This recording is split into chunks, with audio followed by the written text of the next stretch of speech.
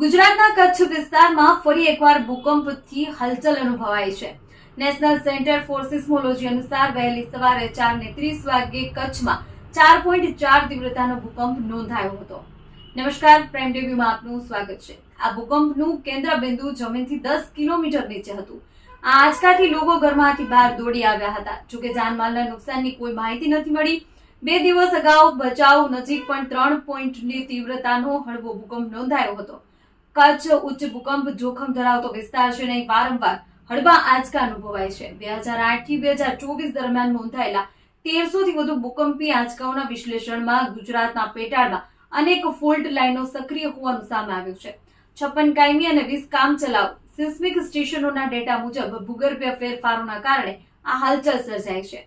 2001ના વિનાશક ભૂકંપને 2026માં 25 વર્ષ પૂર્ણ થવાના સંદર્ભે વધતી ભૂ હલચલને કચ્છીઓમાં ફરી ચિંતા ઊભી કરી છે।